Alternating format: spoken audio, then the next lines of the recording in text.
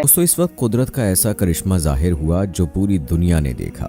फिरौन की लाश से 3000 साल बाद आवाज आने लगी, जिसको देखकर वहां पर मौजूद लोगों में खौफ व हिरास पैदा हो गया। लोग अल्लाह अकबर के नारे लगाते हुए वहां से भाग निकले। इस वीडियो ने पूरी दुनिया में तहलका मचा कर रख दिया।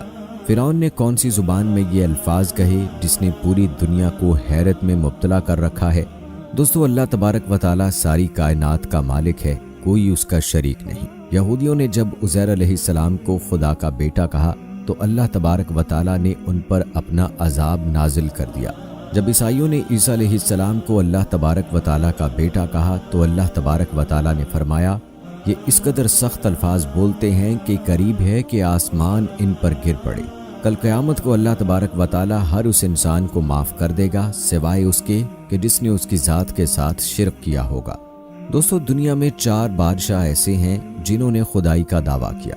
उनमें नमरूद, शद्दाद, बख्त नसर और फिरौन भी शामिल है। अल्लाह तबारक व तआला ने फिर उनके साथ क्या किया कि पूरी दुनिया में ये लोग इबरत का निशान बन गए। दोस्तों चंद मुद्दत पहले की बात है कि दुनिया का कोई भी इंसान ये नहीं जानता था कि खुदाई का दावा करने वाले फिरौन की लाश का क्या हुआ या उसकी बाकियात कहाँ हैं। अल्लाह तबारक व तआला की किताबों तौरात, इंजील और कुरान मजीद में इस बात का जिक्र तफसील से मिलता है, मगर यहूदियों ने कुरान पाक को मानने से इनकार कर दिया, जिसका जिक्र अल्लाह तबारक व तआला ने कुरान पाक में यूं किया है कि हम फिरौन की लाश को दुनिया के सामने इबरत के लिए महफूज करके रखेंगे। 1891 तक किसी ऐसी लाश का लोगों को नामो निशान तक नहीं पता था दोस्तों, मगर कुरान मजीद में इस बात का जिक्र था। फिरौन मूसा अलैहिस्सलाम और उसकी कौम का पीछा करता हुआ पानी में गर्क होकर अपनी फौज समेत तबाह बर्बाद हो गया, जबकि पानी ने अल्लाह तबारक व तआला के हुक्म से मूसा अलैहिस्सलाम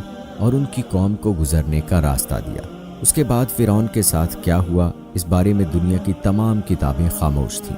हत्ता के तौरात, इंजील में भी इस बारे में कोई जिक्र नहीं मिलता, जबकि कुरान पाक में इस बारे में जो कहा गया उसने पूरी दुनिया को हिला कर रख दिया। कुरान मजीद की इस आयत पर आज तक किसी ने गौर व फिक्र नहीं किया। खुद मुसलमान भी इस आयत को पढ़कर आगे गुजर जाते हैं, ये समझे बगैर कि इस आयत का इशारा किस जानिब है।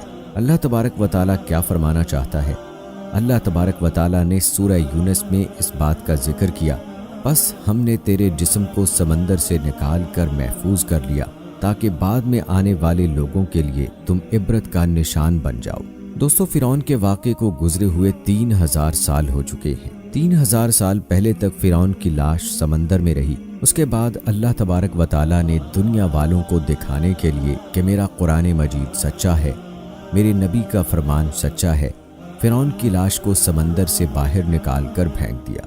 दोस्तों कई दिन फिरौन की लाश समंदर के साहिल पर पड़ी रही, मगर किसी जानवर ने उसको मुंह तक ना लगाया, हत्ता कि कोई परिंदा भी उस जानिब ना गया। एक दिन एक मिस्री जो कि भेड़ बकरियां चराता हुआ उसकी तरफ गया, उसे पता चला तो उसने ये खबर मिस्र के वजीर तक पहुंचाई, हत्ता कि उसकी लाश को दरबार में लाया गया। फिर दूसरे फिरौनों ने उसकी लाश पर मसाले लगाकर उसे हनूत कर दिया। चुनाचे उसकी लाश को एक ताबूत में बंद कर दिया गया। जब उसको हनूत किया जा रहा था तो उनसे एक गलती हुई, क्योंकि फिरौन समंदर में गर्क होकर मरा था, लिहाजा उसके जिस्म पर नमक की एक तह जम गई। दोस्तों मिस्रियों ने उसकी लाश पर नमकियात की वो तह वैसे ही रहने दी, हत्ता कि उसी तरह हनूत कर दिया गया। दोस्तों बाद में वक्त गुजरता रहा, कई लोगों की बादशाहत रही, ज़मीन व आसमान ने कई इनकलाबात देखे जिनके गर्द के नीचे हर चीज़ छुप गई। फिरौनों के महल तबाह बर्बाद हो गए, हर चीज़ खंडरात में तब्दील हो गई। जहाँ बड़े बड़े महल नज़र आते थे वहाँ अब सिवाय रेत के कुछ भी नज़र ना आता। उनका जिक्र अब किताबों में होने लगा। एक बादशाह ऐसा भी था जिसने खुदाई का दावा किया, फिर अल्लाह तबारक व तआला ने उसे और उसकी फ़ौज को समंदर में गर्क कर दिया। किताबों में ये भी मिलता था कि वो अपने अमीर लोगों की लाशों को हनूत कर लेते। वक्त गुजरता रहा, हत्ता कि 2000 साल का अरसा हो गया। फिर अल्लाह तबारक व तआला ने अपने बहुत ही प्यारे नबी हज़रत मोहम्मद सल्लल्लाहु अलैहि वसल्लम को दुनिया में भेजा। आप मक्का से हिजरत करके मदीने गए तो मदीने के यहूदियों ने आपको तंग करना शुरू कर दिया। वो कभी यूसुफ अलैहिस्सलाम के बारे में पूछते तो कभी मूसा अलैहिस्सलाम के बारे में पूछते। फिर अल्लाह तबारक व तआला ने उनकी ज़ुबानों को बंद करने के लिए फरमाया, کہ ہم نے ایک مدت تک کے لیے اس کی لاش کو محفوظ کر کے رکھا ہے۔ یہودی مذاق اڑاتے کہ خدائی کا دعویٰ کرنے والے کی لاش کس جگہ محفوظ ہے، اس طرح اللہ تبارک و تعالیٰ نے اسے عبرت کا نشان بنایا۔ دوستو 1970 میں احمد، جو کہ مصر کا ایک بہت بڑا چور تھا، وہ زمین میں دبے ہوئے فرعونوں کے محلات تک پہنچنے میں کامیاب ہو گیا۔ وہ حنوط شدہ راستوں تک بھی جا پہنچا۔ احمد ان محلات سے قیمتی چیزوں کو چوری کر کے دوسرے ممالک میں فروخت کرتا۔ ایک دن وہ دریائے نیل کے کنارے پر اسی سلسلے میں گھوم رہا تھا جب اسے فرعون کے خفیہ راستے کا پتہ چلا۔ وہ چیزوں کو وہاں سے نکال ہی رہا تھا کہ مقامی لوگوں کو اس بات کا پتہ چلا، چنانچہ اسے پکڑ کر پولیس کے حوالے کر دیا گیا۔ اس کے بعد مصری حکومت نے وہاں کی کھدائی شروع کر دی۔ انہیں وہاں سے بے شمار قیمتی چیزیں ملی۔ اس کے علاوہ بے شمار حنوط شدہ لاشیں ملی، ان میں فرعون کی لاش بھی شامل ہے۔ ان تمام حنوط شدہ لاشوں کو ماہرین قاہرہ لے کر چلے گئے، جو کہ مصر کا دارالحکومت ہے۔ دوستو چنانچہ یورپ کے ماہرین نے ان پر تحقیق کرنا شروع کر دی۔ جب تمام حنوط شدہ ممیوں پر تحقیق مکمل ہو گئی تو ایک ممی پر وہ حیران و پریشان ہو گئے، کیونکہ اس ممی پر نمکیات کی ایک موٹی تہ جمی ہوئی تھی۔ کسی نے کہنا شروع کر دیا یہ وہی فرعون ہے جس کو اللہ تبارک و تعالیٰ نے سمندر میں غرق کیا تھا۔ پھر اللہ تبارک و تعالیٰ نے اس کی لاش کو سمندر سے باہر پھینکا۔ یہ دنیا میں ایک بھونچال پیدا کر دینے والی خبر تھی، لہٰذا دنیا کے بڑے بڑے ماہرین مصر میں فرعون کو دیکھنے کے لیے جمع ہو گئے۔ فرعون کی ممی پر سائنسی تحقیق شروع ہو گئی۔ تمام لوگوں کو اس بات کا پتہ چل گیا صرف فرعون کی ممی ایسی ہے جس پر سمندر کے نمک کی تہ جمی ہے۔ دوستو کچھ وقت گزرنے کے بعد فرعون کی ممی خراب ہونے لگی تو اس وقت کی مصری حکومت نے فرانس کی حکومت سے درخواست کی کہ فرعون کی ممی کو خراب ہونے سے بچایا جائے، اس پر تحقیق کی جائے کہ فرعون کی موت کس طرح واقع ہوئی۔ چنانچہ مصری حکومت اور فرانس کی حکومت نے مل کر فرعون کی لاش کو مصر میں لے جانے کا انتظام کیا۔ فرانس میں فرعون کی لاش کو بہترین پروٹوکول دیا گیا۔ فوجی دستوں سے فرعون کی ممی کو سلامی پیش کی گئی، ایک بادشاہ کی طرح اس کا استقبال کیا گیا، حتیٰ کہ فرانس کا صدر خود استقبال کرنے کے لیے پہنچ گیا۔ چنانچہ فرانس کے بہترین ماہرین نے فرعون کی ممی پر تحقیق شروع کر دی۔ ممی کا تمام طریقوں سے جائزہ لیا گیا تو معلوم ہوا کہ اس کی لاش میں سمندر کے ذرات ابھی تک موجود ہیں، جبکہ اس کی موت بھی پانی میں ڈوبنے کی وجہ سے ہوئی۔ دوستو اسے اس بات کا پتہ چلا کہ اس ممی کا ذکر مسلمانوں کی کتاب قرآن مجید میں بھی ہے۔ مصر ایک اسلامی ملک ہے، لہٰذا مجھے وہاں سے کوئی ایسا راز ملے گا جس کی وجہ سے تحقیق میں مدد ملے گی۔ چنانچہ یہ انگریز سائنسدان مصر پہنچ گیا۔ وہاں پر اس کی ملاقات ایک مسلمان مصری سائنسدان سے ہوئی۔